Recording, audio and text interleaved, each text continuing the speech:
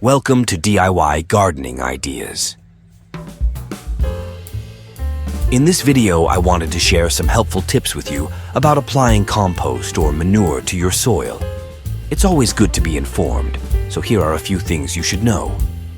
Before we start this video, make sure you subscribe to my YouTube channel and click on the bell icon. What kind of compost or manure are you looking for? Did you know that there are so many awesome options when it comes to compost and manure? Each type has its own unique nutrient content and properties. It's pretty cool, right? I'd love to share with you some common types of compost. Here they are. Number 1, vegetable compost. This awesome compost is created using vegetable scraps, food waste, and other organic materials. That's great. It's a fantastic source of nitrogen and other essential nutrients. 2. Animal manure is a valuable resource that comes from the waste of our furry and feathered friends like cows, horses, and chickens. That's great. It's a wonderful source of nitrogen, phosphorus, and potassium. 3. Wood chips.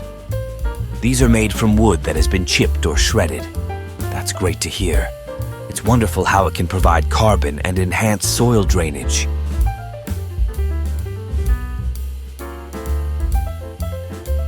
How is the condition of the soil?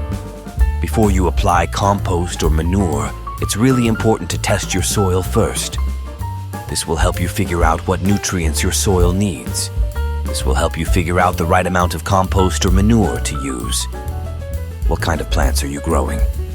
Each plant has its own unique nutrient requirements. Make sure to use the appropriate type and quantity of compost or manure for your plants. What's the time of year? It's usually a good idea to apply compost or manure during the fall or spring seasons. This will allow the compost or manure to break down nicely before the growing season starts. How much should I apply? The amount of compost or manure you'll need to apply can vary depending on a few factors, like the type of compost or manure you're using, the condition of your soil, and the specific plants you're growing. It's usually a good idea to start with a small amount and then adjust as you go along.